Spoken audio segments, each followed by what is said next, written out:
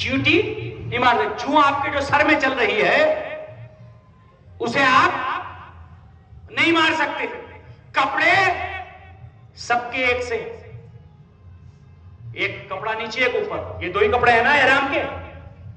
کیوں ہیں ایک سے کپڑے؟ کہ اللہ پریکٹس کرا رہا ہے کہ غریبوں کے ساتھ گھر جا کے کیسے رہنا ہے. توجہ فرمائیے میں کیا کہنا چاہ رہا ہوں. آپ کتنے بھی کروڑ پتی آدمی ہو اور ارب پتی آدمی ہو، آپ کو دو ہی کپڑے ملیں گے احرام کے لیے، ٹھیک ہے نا.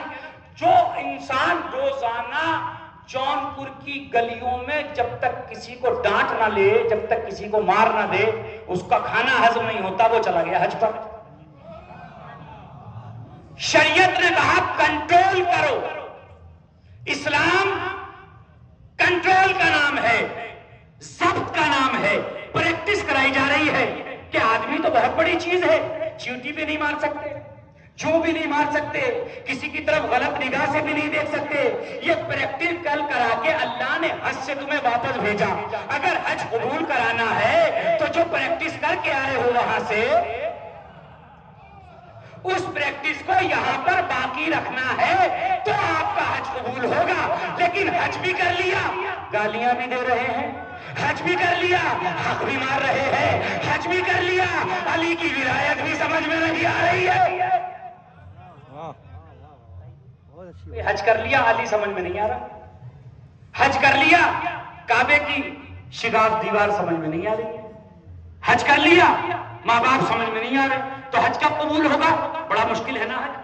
حج بہت مشکل ہو گیا نا کہ بھئی یہاں سے جائے، 6 مہینے کا معمونہ سنا آپ کے پاس ہونا چاہیے، 6 مہینے کا راشن آپ کے پاس ہونا چاہیے. اس کے بعد آپ جائیں گے، جب جائیں گے تو وہاں اتنے اعمال ہیں کہ طواف بھی کرنا ہے، نماز طواف بھی پڑھنی ہے، اور صحیح بھی کرنی ہے صفا مروہ کے درمیان، قربانی بھی کرنی ہے، ارے بھائی حلق بھی کرنا ہے. یعنی کتنے زیادہ سخت معاملات سے آپ کو گزرنا ہے. اتنے سارے معاملات جن کے پاس دولت نہیں ہے اور وہ 200-400 روپے روز کما کے زندگی گزارتے ہیں، تو ان کے دل میں بھی یہ خواہش تھی کہ ہم بھی حج پہ جائیں. تو ایک مرتبہ معصوم نے فرمایا جو دولت کی وجہ سے حج نہ کر سکے وہ اپنے باپ کو محبت کی نگاہ سے دیکھے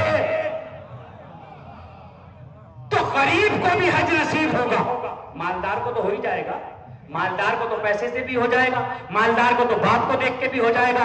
ایک غریب آدمی جو نہیں جا سکتا، اللہ اسے حج کا ثواب دے رہا ہے کہ اپنے باپ کے چہرے پہ نگاہ کرو تاکہ ہم تمہیں ایک حج کا ثواب عطا کریں. جن کے باپ زندہ ہیں اللہ انہیں سلامت رکھے. اس مجلس میں نوجوانوں آئے ہو تو اپنے باپ کے عزت احترام میں کوئی کمی نہ کرنا، اس لیے کہ باپ نہ ہوتا تو تمہاری شخصیت نہ ہوتی، باپ نہ ہوتا تمہارا وقار نہ ہوتا، باپ نہ ہوتا تمہاری عزت نہ ہوتی.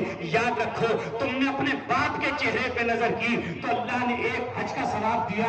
تمہارا باپ کبھی نماز پڑھتا ہے، کبھی چھوڑتا ہے، کبھی روزہ رکھتا ہے، کبھی چھوڑتا ہے. تمہارے باپ کے شان میں کبھی آیت نہیں آئی، تمہارے باپ کے شان میں کبھی کوئی سورہ نہیں آیا. تو سوچو جب ہمارے گنہگار باپ کو محبت سے دیکھنے کا ثواب ایک حج ہے تو علی جیسے باپ کا چہرہ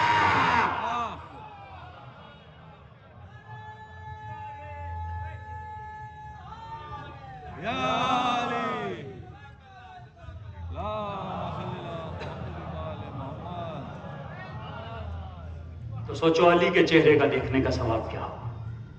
علی کا چہرہ دیکھو، تمہیں کتنے حجوں کا ثواب ملے گا.